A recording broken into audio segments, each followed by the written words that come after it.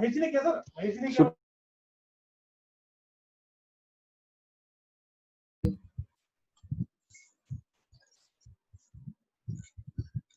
सबको मेरा हार्दिक नमस्कार। मेरी आवाज आ रही है अब तक? नमस्कार जी। नमस्कार मैम, आ रही है मैम, आ रही है मैडम। हाँ जी। तो सबसे पहले जो मैं आपको ये बताना चाहूंगी कि हमारी जो आरपीवीवी बसंत कुंज की प्रिंसिपल मैम हैं अंजू चावला मैम, तो वो भी आज हमें ज्वाइन किया है उन्होंने। तो मैंने रिक्वेस्ट की थी उनसे और वो मुझे दिखाई दे रही है। मैम आपका हार्दिक अभिनंदन। थैंक यू आशा, कैसे हैं आप सब? बहुत बढ़िया मैम, बहुत खुशी हो रही है आपने ज्वाइन किया आज। हैप्पीनेस वाली क्लास में तो हैप्पीनेस ही होनी चाहिए, आपके रहते उसकी कमी नहीं है। तो आई थिंक कि आप सबके घर में, आई होप कि आप सबके घर में जितने भी हैप्पीनेस कोऑर्डिनेटर्स अभी इस मीटिंग में हैं, सबके घर में सब कुछ ठीक हो, सबकी सेहत ठीक हो और सब लोग अपने घर में ही रहकर सेफ रह रहे हैं। आपकी शुभकामनाओं के लिए बहुत बहुत शुक्रिया मैम। कुछ आप बात रखना चाहें मैम, क्योंकि ये 7-8 दिन हो गए हैं हमें ये मीटिंग करते हुए, जिसमें हमने सबसे पहले पर्सपेक्टिव पर बात की कि हैप्पीनेस क्या है, क्यों, कैसे। तो क्लास में क्या क्या प्रॉब्लम्स फेस करते हैं टीचर्स जब वो हैप्पीनेस की क्लास में जाते हैं। कुछ ऐसे इश्यूज भी हैं टीचर्स के जो कि जैसा कि बुक में पढ़ा तो है, टीचर्स ने अपनी तरफ से पूरी कोशिश की है, पढ़ा भी रहे हैं, लेकिन फिर भी उनको कहीं कहीं मुश्किल जो है सामने दिखाई दे रही थी। तो कुछ व्यवस्था की कमी के कारण भी हुआ कि हम जल्दी से उनसे मिल नहीं पाए और इस तरह के सेशंस जो हैं आयोजित होने बहुत जरूरी थे। खैर कोई बात नहीं, जब अब व्यवस्था हमारे साथ है तो मुझे लगता है कि ये टीचर्स सभी बेनिफिट जो है इनको हो रहा होगा, क्योंकि ये डेली जो गूगल फॉर्म भरते हैं तो उसमें इन्होंने बहुत प्रेज की है और इस बारे में बताया है कि सेशंस उनके लिए फ्रूटफुल हैं। तो जो है मैं आशा, मैं इसी कड़ी, हाँ जी कहें मैम। मैं इसी कड़ी में यही जोड़ना चाहूंगी कि भगवान ने ऐसी कुछ इस बार प्रकृति का ये बनाया कि इस अव्यवस्था में भी हम सब ने मिलकर ये व्यवस्था ढूंढी। Right, we found this way of Zoom meetings, of connecting with each other. तो पिछले दिनों व्हाट्सएप पे एक जोक भी चल रहा था, जो मोबाइल फोन जिसके हम क्लास से हम निकाला करते थे, आज उसी के द्वारा हम सब क्लासेस भी चला रहे हैं और हम एक दूसरे के टच में भी। तो आई थिंक यही प्रकृति और गॉड की पावर है कि अव्यवस्था में भी हमने कुछ व्यवस्था निकाल ली है। And I am very happy कि आप ये हैप्पीनेस क्लासेस चला रहे हैं। मेरी हैप्पीनेस कोऑर्डिनेटर चेतना शुरू से ये मीटिंग्स अटेंड कर रही है और वो गूगल फॉर्म भी भरती है और मेरे साथ शेयर करती है। और कल जैसे आपने बोला, गुड आफ्टरनून चेतना, कैसे हो? हमें पता आप पहले अच्छे हो, हमें तो पता आप अच्छे हो, तभी तो आप हैप्पीनेस कोऑर्डिनेटर हो। तो कल आशा मैम से मैंने पूछा था कि अटेंडेंस कैसी रह रही है ग्रुप्स में, तो आशा ने बताया कि अभी भी सब 72 स्कूल्स, हमारे डिस्ट्रिक्ट में 72 स्कूल्स हैं, वो सब अभी भी नहीं आ रहे। अभी मैं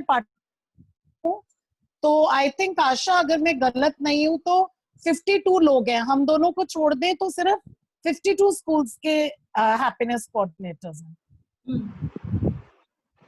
ऐसा है मैम, कुछ लेट भी ज्वाइन करते हैं क्योंकि नई ये जो सब टेक से भी नहीं है, ये भी दिक्कत है। और कई बार नहीं समझ पाते कि कैसे शुरुआत है अभी एक्चुअली, तो इसलिए थोड़ा टाइम लग जाता है। तो मुझे लगता है कि धीरे धीरे जो है अब हम इस चीज पर भी फोकस करेंगे कि टाइमली सब ज्वाइन करें। तो टाइम टू टाइम हम इंस्ट्रक्शन देते रहते हैं। तो आपका बहुत 40 मिनट्स में तो ये ऑटोमेटिकली बंद हो जाएगा। 40 मिनट्स में, हाँ जी। अगर हाँ, तो मैंने डॉक्टर त्यागी से, जो कि जोन 23 और 24 के डिप्टी डायरेक्टर हैं आजकल, उन्होंने मैसेज डाला है एंड आई एम श्योर सब HOS ने अपने स्कूल्स में ये मैसेज दे दिया और अब आपकी अटेंडेंस बेहतर हो जाएगी. So all the best to you for all these classes. Keep spreading happiness as always. Thank you so much ma'am. तो आज का हम सेशन स्टार्ट करते हैं. तो आप सभी का हार्दिक अभिनंदन कि आप जो है अब हमारा परिवार बड़ा होता जा रहा है. कल ही जो है अंजू मैम से जब मैंने ये जिक्र किया तो काफी 5-6 जो स्कूल में ये मैसेज कन्वे नहीं हो पाया था. तो अब जो है वो सभी जो है हमसे जुड़ चुके हैं. तो आज का सत्र हम शुरू करते हैं. आमंत्रित करना चाहूंगी सुमेर भाई जी को. सुमेर भाई जी मेरी बात सुन रहे हैं?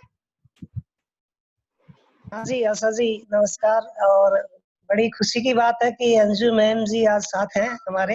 हाँ जी सुमेर जी बहुत बहुत नमस्कार. नमस्कार जी अंजू मैम जी.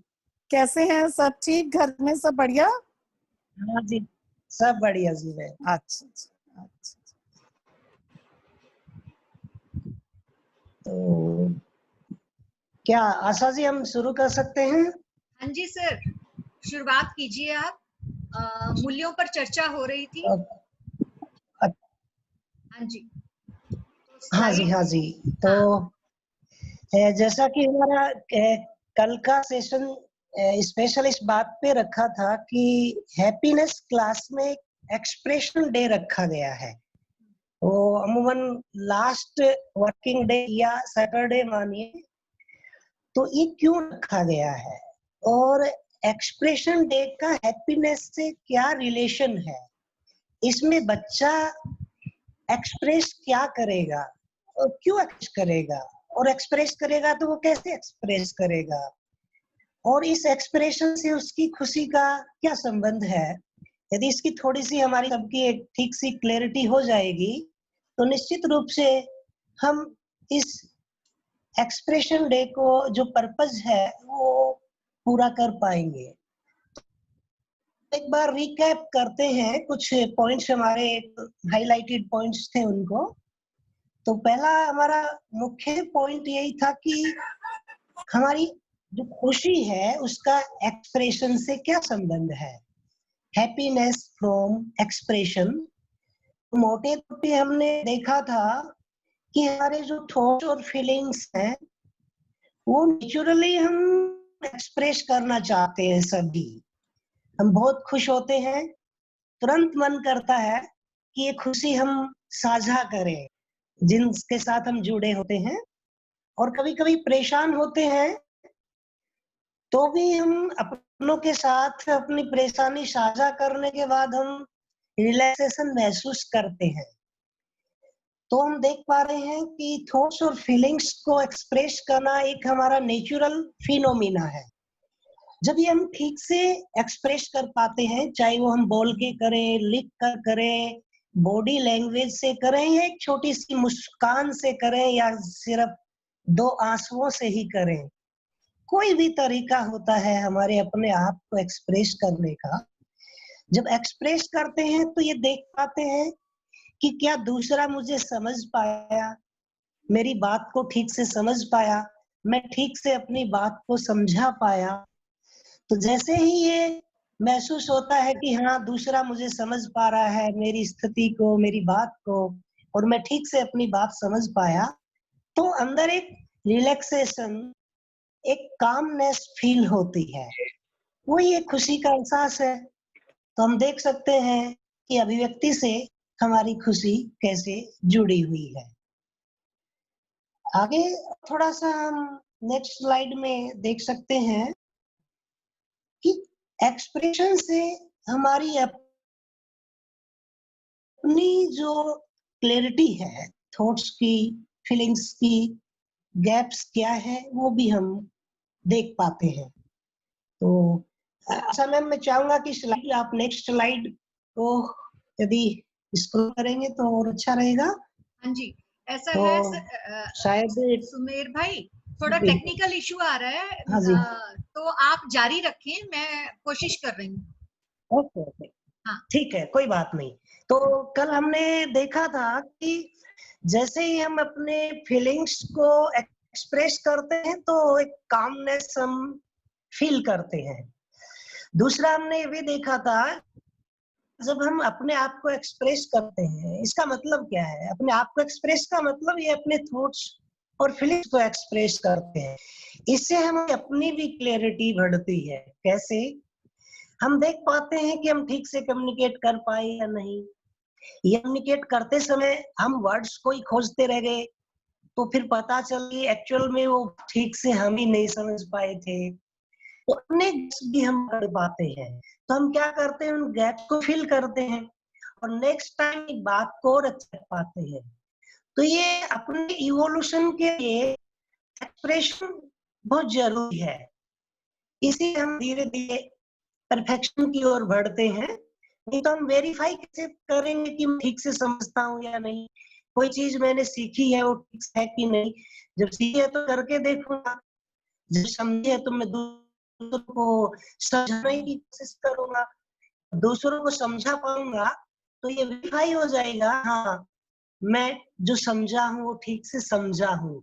तब वो एहसास होता है खुशी का, और अपनी समझ भी ठीक है, ये भी वेरीफाई होता है और मैं ठीक से चीज को किसी को सीखा हूँ, ये भी वेरीफाई होता है।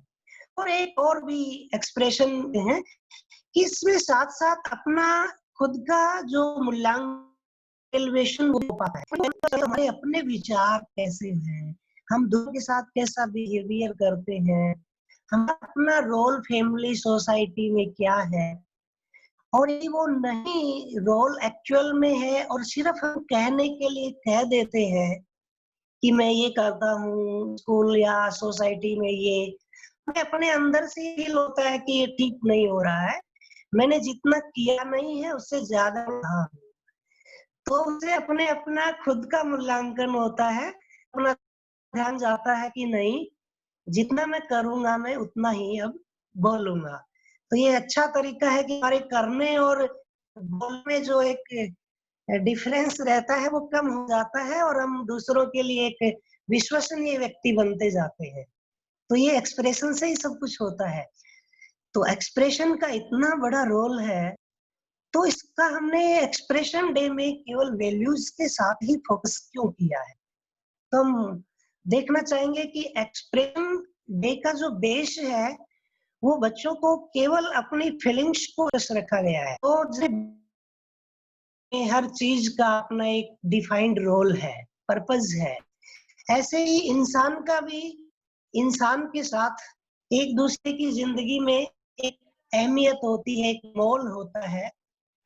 हमारा एक दूसरे की जिंदगी में जो मोल है वही हमारा मूल्य है। इसको हम आसान शब्दों में कहें तो हम एक दूसरे की जिंदगी में जो रोल प्ले करते हैं, जो भागीदारी करते हैं, वही हमारा मूल्य है। और जब वो हम भागीदारी करते हैं तो नेचुरल हमारे अंदर एक फीलिंग आती है, वो जो फीलिंग्स है उनको हम भाव कहते हैं। इसलिए भाव और मूल्य एक ही चीज है। जब हम अपने रोल को देख पाते हैं, एक्सेप्ट करते हैं और फिर वो रोल को प्ले करते हैं तो फील करते हैं, तो निश्चित रूप से हमारी जो एक्सेप्टेंस है, हमारी रिस्पॉन्सिबिलिटीज की एक्सेप्टेंस और उसके साथ हमारी फीलिंग वो जुड़ी होती है। तो जो हम एक्सेप्टेंस ऑफ रिस्पॉन्सिबिलिटीज है उसको हम वैल्यूज कह रहे हैं इंसान के लिए, और उस रिस्पॉन्सिबिलिटी को हम प्ले करते हैं, फुलफिल करते हैं, तो हमारे अंदर जो फीलिंग हो रही है उसको हम फीलिंग को ही भाव कह रहे हैं। तो भाव और मूल्य एक्चुअल में एक ही चीज निकल के आती है। जैसे सम्मान का भाव है, विश्वास का, प्रेम का, स्नेह का, ये सब हमारी फीलिंग्स है। जब हम अपनी दूसरों को कैसे एक्सेप्ट करते हैं, अपनी जिम्मेदारियां निभाते हैं, तब ये फीलिंग्स हम अपने में महसूस करते हैं। तो हमने फिर कल समराइज किया कि हमारा हैप्पीनेस कैरिकुलम का जो कोर पेडागोजी है उसके 3 डायमेंशन। पहला डायमेंशन है कि हम बच्चे को ज्यादा से ज्यादा ऐसा एक नेचुरल इन्वायरमेंट मोटिवेटिंग देखिए, बच्चे मिलके या अपने में रिफ्लेक्ट करके, बाहर ऑब्जर्व करके वो एक्सप्लोर करे, अपने खुद को एक्सप्लोर करे, अपनी फीलिंग्स को एक्सप्लोर करे, अपने थॉट्स को, वो अपने अंदर क्या चल रहा होता है किस समय, उधर उसका ध्यान आए। तो ये एक्सप्लोर पहला डायमेंशन है पेडागोजी का, हर ऑब्जर्वेशन और अपने अंदर रिफ्लेक्शन के थ्रू एक्सप्लोर करता है। फिर सेकंड डायमेंशन इसका है एक्सपीरियंस का। तो जैसे जैसे वो एक्सप्लोर करेगा तो देख पाएगा कि मेरे थॉट्स के अकॉर्डिंग मेरी स्टेट ऑफ माइंड चेंज होती है। तो वो एक रिलेशन देख पाएगा कि कैसे मेरी सोच के साथ मेरी खुशी जुड़ी हुई है। उस फीलिंग के साथ फिर वो अपने को एक्सप्रेस करेगा। इस एक्सप्रेशन से वो वेरीफाई भी होगा, अपनी खुशी के एहसास को दूसरों के साथ साझा करेगा तो और ज्यादा खुशी महसूस होगी। और इससे दूसरे बच्चे भी एक दूसरे से इंस्पायर होते हैं और वो भी फिर आगे आते हैं अपने को एक्सप्रेस करने के लिए। अब वो एक्सप्रेस करने के लिए उनको फीलिंग्स की जरूरत पड़ेगी।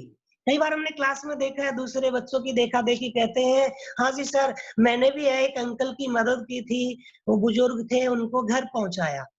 पता चला कि कुछ बच्चों ने किया नहीं था, लेकिन चूंकि दूसरे बच्चे कुछ कुछ बता रहे थे कि हमने ये किया, तो कुछ बच्चे ऐसे ही बताने लग गए।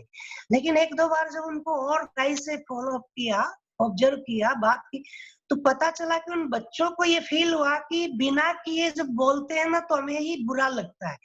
तो नेक्स्ट टाइम बच्चों ने कोशिश किया कि नहीं, अब जब भी कोई मौका मिलेगा हम भी किसी की कुछ न कुछ मदद करेंगे, उसके बाद हम क्लास में शेयर करेंगे। तो निश्चित रूप से बिना किए वो फीलिंग नहीं होगी, फीलिंग बिना एक्सप्रेशन भी सेटिस्फेक्शन नहीं देगी। तो बच्चों को ये एक डायरेक्शन भी देगा एक्सप्रेशन। तो ये हमारा कल का पार्ट था कि एक्सप्रेशन डे का क्या इंपॉर्टेंस है। हम थोड़ा सा आगे बढ़ना चाहेंगे आशा जी। इसमें आज का हमारा मेन एजेंडा ये है कि फिर एक्सप्रेशन जो क्लास है उसकी पेडागोजी क्या होगी, मतलब क्लासरूम में हम क्या मेथोडोलॉजी लें कि बच्चे जॉयफुली सभी बच्चे पार्टिसिपेट कर पाए। तो इसमें एक मजे की बात यह है कि इस दिन टीचर का मिनिमम रोल है, बस वो अपनी क्लास में एक ऐसा वातावरण सबको उपलब्ध करा दे कि बच्चों को ये भरोसा हो जाए कि मेरी बात सभी गंभीरता से सुनेंगे और किसी प्रकार का मजाक नहीं उड़ाएंगे। ये भरोसा बच्चों में आ जाए, ऐसी परिस्थिति पैदा करना, बच्चों को विश्वास में लेकर समाकर अपने साथ कनेक्ट करके, टीचर का एक रोल ये है। दूसरा रोल है कि जो एक्सप्रेशन के लिए जो प्रश्न बनाए गए, उन प्रश्नों के माध्यम से बच्चों को डायरेक्शन मिलेगी, उनको ऑब्जर्व करने की डायरेक्शन होगी। कुछ सेशंस में फीलिंग्स को, कुछ सेशंस में एक्सप्रेस को कैसे वो ठीक से आर्टिकुलेट करें, एक्सप्रेस करें, कैसे करें। तो टीचर केवल प्रश्न पूछेगा, बस इतना सा रोल है। उसमें बहुत सी हमारे लिए चुनौतियां हैं, जैसे किसी कक्षा में बहुत ज्यादा बच्चे हैं, हम कह रहे हैं जी सभी बच्चे पार्टिसिपेट करें। अब 70 बच्चों को साहब एक पीरियड में, एक सप्ताह में कैसे पार्टिसिपेट कर पाएंगे वो बच्चे सभी। और कई बच्चे ऐसे भी देखते हैं कि वो शोर करने लग जाते हैं, दूसरे बच्चे अपनी मन की बात रख रहे हैं, वो एक दो की सुनते हैं, बाद में फिर सुनते भी नहीं है। तो ऐसी चुनौतियों के लिए कुछ स्ट्रेटजीज हम शेयर कर रहे हैं। कुछ हमारे साथी टीचर्स खुद भी जैसे जैसे क्लास कंडक्ट करेंगे तो खुद भी सिचुएशन के अकॉर्डिंग कुछ चीजों को एक्सप्लोर करेंगे और हम मिलकर आगे बढ़ेंगे। फिलहाल हमारे एक्सपीरियंस के आधार पे कुछ स्ट्रेटजीज हम शेयर कर रहे हैं। निश्चित रूप से ये पूरी नहीं है, हम और आप मिलके आगे और बढ़ेंगे। तो थोड़ा सा तो ये देखना है कि हमारा जो एक्सप्रेशन है उसका आधार ये है कि बच्चा अपने बिहेवियर में, अपनी जिंदगी में, अपने रिलेशंस में वो देखता क्या है। पहले उसका ऑब्जर्वेशन है वो ठीक से हो, इससे संबंधित प्रश्न है कि फिर बच्चा खुद कैसा व्यवहार कर रहा है अपने दोस्तों से, अपने परिवार में या समाज में, जहां भी वो संपर्क में जाता है, सब्जी खरीदता है, बस में जाता है। और बच्चों के लिए कुछ ऐसे भी प्रश्न है कि वो खुद अपनी जिंदगी में दूसरों के लिए क्या जिम्मेदारी निभा रहे हैं, स्कूल में, घर पे, समाज में। और इन सबके साथ साथ ये भी ध्यान दिलाएंगे कि ऐसा करते समय, ऑब्जर्व करते समय, जिम्मेदारी निभाते समय वो महसूस क्या करता है, ये भी ध्यान रखे वो। ऐसे कुछ प्रश्न है। और ज्यादातर हमारी कोशिश ये रहेगी कि जो पिछले एक सप्ताह भर का हम उनको होम टास्क देंगे ऑब्जर्वेशन का, उसी पर आधारित प्रश्न होंगे। हाँ, कुछ परिस्थितियों में बच्चा अपनी बहुत पहले के भी कुछ अनुभव जैसे ही रिलेट होते हैं किसी सिचुएशन से, वो शेयर कर सकता है। लेकिन निश्चित रूप से गत सप्ताह के अनुभव याद भी ज्यादा अच्छे से रहते हैं और हमने फोकस भी किया था ऑब्जर्व करने को, तो वो ज्यादा अच्छा रहता है। इसमें हमने नेक्स्ट उसमें हम देखेंगे नेक्स्ट स्लाइड में 3 मेन पेडागोजी हमने ली है। सबसे मेन पेडागोजी तो ये है कि बच्चे को हम पूरी क्लास के सामने वो जैसा एक्चुअल में जो प्रश्न पूछा है, जिस चीज को उसने ऑब्जर्व किया है या फील किया है, क्लास के सामने। यदि इसमें बच्चा वास्तव में डीपली अपनी बात को फील करके रखना चाह रहा है तो उसको क्लास के सामने बुलवाए तो ज्यादा अच्छा रहता है। और वो संक्षेप में बात रखता है तो वो फिर अपनी जगह पर खड़े होकर भी रख सकते हैं। लेकिन इसमें हमें ये देखना पड़ेगा कि क्लासरूम बड़ा है और हम चाहते हैं कि सभी बच्चे एक्सप्रेस कर पाए, तो इसमें हम एक पेडागोजी और शेयर कर सकते हैं बच्चों के साथ भी, अपने टीचर्स के साथ भी, पेयर एंड शेयर। इसका मतलब ये है कि हम बच्चों को वो प्रश्न देखेंगे किस तरह से है, प्रश्न के आधार पे पेडागोजी तय होगी। अच्छा करेंगे कि हम बच्चों से कहें कि बेटे सभी अपने अपने साथी के साथ जोड़े में बैठो और जो भी प्रश्न पूछा गया है इसमें एक दूसरे को अपनी बात बताओ, जो आपने ऑब्जर्व किया या फील किया उसको। तो हम देखेंगे 5 मिनट में क्लास के हर बच्चे अपनी फीलिंग्स को शेयर कर पाते हैं। फिर हम कहेंगे कि चलिए अब आप में से कुछ बच्चे वॉलंटरीली, जिसका भी मन कर रहा है वो हैंड रेज करें कि पूरी क्लास के सामने, हम ज्यादा तो नहीं, कुछ बच्चों को आगे बुलाएंगे और पूरी क्लास के सामने एक्सप्रेस करने का मौका देंगे। इससे क्या होगा, धीरे धीरे वो बच्चे जो शुरू में सहज महसूस नहीं करते पूरी क्लास के सामने एक्सप्रेस होने में, साथी के साथ एक्सप्रेस करने में सहज होते हैं। लेकिन जैसे जैसे वो दूसरे बच्चों को देखते हैं तो 2-4 क्लास के बाद उनका भी मन करेगा कि हाँ मैं भी अब क्लास के सामने शेयर करूंगा। ये हमें ध्यान रखना है कि जिन जिन बच्चों को मौका मिलता जाता है पूरी क्लास में शेयर करने का, अब उनकी बजाय उनको मौका देंगे मोटिवेट करते हुए जिनको मौका नहीं मिला है। लेकिन हमने एक अच्छा काम कर दिया, जो अपने क्लासमेट के साथ पेयर बनाया था उसमें सबको शेयरिंग करने का मौका मिल गया है। और फिर पूरी क्लासरूम के सामने हम जितना समय होता है उसके अनुसार बच्चों को शेयर करने के लिए बुलाते हैं। और एक स्ट्रेटेजी है, उसमें हम क्या करते हैं, बच्चों के छोटे छोटे ग्रुप बना सकते हैं। या तो वो सामने रो में बैठे हैं वही, या बच्चे थोड़ा सा टर्न कर सकते हैं, वो तो बच्चे जितनी क्लास में उसके अकॉर्डिंग सिटिंग प्लान टीचर करेगा। 4-4 बच्चे, 5 या 6 जितने भी, वो अपने ग्रुप में एक एक करके शेयरिंग करेंगे। उनमें से किसी एक को ग्रुप लीडर बना सकते हैं और ग्रुप लीडर्स के लिए क्लासरूम कुछ ग्राउंड रूल्स पहले ही हम तय कर देंगे ताकि क्लास स्मूथली चले और ग्रुप में सभी बच्चे इजीली शेयर कर लेते हैं। और फिर हम ग्रुप में से वॉलंटरीली एक एक 2-2 बच्चे को पूरी क्लास के सामने शेयरिंग के लिए इनवाइट कर सकते हैं। तो इस तरह की बहुत सी स्ट्रेटेजी क्लास की नीड और किस तरह के प्रश्न है उसकी नीड के अकॉर्डिंग हम एक्सप्रेशन में यूज कर सकते हैं। हाँ, एक जरूरी और बात है, नेक्स्ट जो हम देखेंगे अभिव्यक्ति के जो हमारे तरीके हैं उसमें सामान्यतया कक्षा में व्यक्तिगत मौखिक अभिव्यक्ति ही हम करवाएंगे। इसका मतलब है कि पूरी क्लास के सामने एक बच्चा अपनी फीलिंग्स को शेयर करेगा। हाँ, कभी कभी क्या होगा, कुछ प्रश्न इस तरह के हो सकते हैं या हमारे क्लास में ऐसी सिचुएशन हो सकती है बच्चों की संख्या को लेकर, बच्चों के मूड को लेकर, उसके अकॉर्डिंग हम जोड़े या छोटे समूह में भी अभिव्यक्ति करवा सकते हैं। लेकिन सामान्यतया कक्षा में मौखिक अभिव्यक्ति होगी, वो इंडिविजुअल हो, ये कोशिश करेंगे तो ज्यादा अच्छा होगा। दूसरी होगा कि जैसे हमने किया कि मौखिक अभिव्यक्ति, लेकिन हमारे बहुत से ऐसे बच्चे हैं जो किसी तरह की फिजिकल चैलेंजेस भी रहते हैं या वो इंट्रोवर्ट होते हैं, अपने को बोलकर एक्सप्रेस नहीं कर पा रहे, उनके लिए क्या करें जी? तो इसके लिए हमने ध्यान रखना है हर बच्चे का प्रश्न की आवश्यकता या उन खास आवश्यकताओं वाले जो हमारे बच्चे हैं उनको, या कभी कभी सभी बच्चों को भी लिखकर, जैसे कोई पत्र लिखा, डायरी, या कोई कार्ड जैसे थैंक यू कार्ड, या कभी कभी ड्राइंग के थ्रू भी, या किसी बच्चे का मन है किसी मुझे गाना आता है और मैं अपने टीचर के लिए ना 5 लाइन गा करके अपना ग्रेटिट्यूड एक्सप्रेस करना चाहता, वो गाकर भी कर सकता है। कुछ बच्चे ऐसे भी हो सकते हैं जो बॉडी लैंग्वेज के थ्रू अपने को एक्सप्रेस करना चाहते हैं। तो ये अलग अलग जो मीडियम ऑफ एक्सप्रेशन है ये यूज किए जा सकते हैं, ये भी हमें ध्यान रखना है।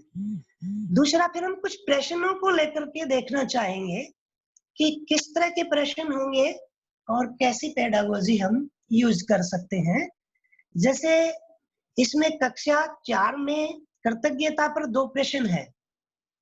पिछले सप्ताह आपने इनमें से किसी की सहायता या सेवा प्राप्त की, जैसे डॉक्टर, अध्यापक, किसान, मिस्त्री, रिक्शा वाला, या और भी जो भी, तो आपने वो सहायता क्यों और कैसे प्राप्त की, अपनी बात साझा करें। तो एक्चुअली ये ऑब्जर्वेशन का काम दिया था कि बहुत सारे लोग समाज के हमसे किस तरह से जुड़े हैं, तो बच्चे ऑब्जर्व करेंगे और यहाँ फिर वो शेयर कर पाएंगे कि किस किस ने हमारी किस तरह की सहायता की है। दूसरा प्रश्न हम देख सकते हैं, इन लोगों की सहायता समय पर उपलब्ध न होने पर आपको किन परेशानियों का सामना करना पड़ा, कोई घटना साझा कीजिए। अब जैसे अभी लॉकडाउन का समय, या और भी उस समय की परिस्थिति के अकॉर्डिंग हो सकता है किसी बच्चों के साथ ऐसा हुआ हो, जैसे रात को लाइट खराब हो गई हो, अब रात को मिस्त्री कोई मिलेगा नहीं, तो किसी भी बच्चे के साथ ऐसी जरूरत हुई हो और वो सहायता समय पे नहीं मिली हो, तो वो अच्छे से ये शेयर कर पाएगा। तो कुछ प्रश्न ऐसे हैं जिनका एक्सपीरियंस जिन बच्चों को होगा उन्हीं से पूछा जाएगा। ऐसा नहीं है कि हम सबसे ही करें। तो यहाँ सबका ये ध्यान जाएगा कि कैसे दूसरे लोगों का हमारी जिंदगी में इम्पोर्टेंस है। जैसे ही दूसरे लोगों का हमारी जिंदगी में इम्पोर्टेंस देख पाते हैं, हमारे अंदर फीलिंग ऑफ ग्रेटिट्यूड हम फील कर पाते हैं। बच्चों को ये बताने की जरूरत नहीं है कि ये ग्रेटिट्यूड है, इसकी डेफिनेशन ये है, नहीं, सिर्फ हम बच्चों को प्रश्नों के माध्यम से ध्यान दिला रहे हैं। नेक्स्ट क्वेश्चन हम देख सकते हैं, जैसे इसका उदाहरण इसलिए लिया है कि हम एक्सप्रेशन के अलग अलग मीडियम भी यूज कर सकते हैं। आप जिस व्यक्ति के लिए अपनी कृतज्ञता व्यक्त करना चाहते हैं, ग्रेटिट्यूड, आभार, उसके लिए एक थैंक यू कार्ड बनाएं और संभव हो तो ये कार्ड उन तक जरूर पहुंचाएं। तो ये भी बच्चा अपनी ग्रेटिट्यूड, या हम ये भी ऑप्शन में भी दे सकते हैं या सभी को भी दे सकते हैं। आप अपनी कृतज्ञता व्यक्त करते हुए अपने परिवार के लिए किसी सदस्य या अपने टीचर या मित्र के लिए पत्र लिखें और उन तक ये पत्र पहुंचाएं या पढ़कर सुनाएं। जैसे घर पे कोई मामा मम्मी पापा या दादा दादी नाना नानी पढ़ नहीं पाते तो आप पढ़कर सुना दें। तो कैसे हमारे रिलेशनशिप्स में ये फीलिंग्स की और बच्चे का ध्यान जाएगा और रिलेशनशिप्स बेहतर होंगे और खुशी का ये खजाना जो हमारे अंदर ही है ये बच्चा देख पाए, इसकी एक यात्रा है। ध्यान रहे बच्चे अपने को दिखाने पर ज्यादा जोर न दे, एक्चुअल में वो फील करते हैं वो शेयर करें। ऐसा नहीं कि देखा देखी कुछ बातें बोलने के लिए बोल रहे हो, उन्हें मोटिवेट करें और फिर भी वो दूसरों का आंसर रिपीट कर रहे हैं तो उनके लिए क्वेश्चन बदल दें। नेक्स्ट, लास्ट, अब हम कौन से मूल्य बहुत हमारे संबंधों में होते ही हैं, लेकिन बच्चों की एज को ध्यान में रखते हुए। हाँ जी सुधीर भाई, मैं एक बार टाइम बताना चाहूंगी। हाँ? क्योंकि 5-6 मिनट रह गए हैं तो जल्दी से बात रखें, क्योंकि एक क्वेश्चन भी है 1-2 तो वो हम रखना चाहेंगे। ओके हाँ जी, ओके, लास्ट 30 सेकेंड। ओके, तो वैसे वैल्यूज तो और भी है, लेकिन हमने बच्चों की एज को देखते हुए अभी वो जितने दायरे में जी रहे हैं, जिन संबंधों में ज्यादा जी पा रहे हैं, उन फीलिंग्स को आइडेंटिफाई करके क्लास अप्रोप्रिएट लिया है।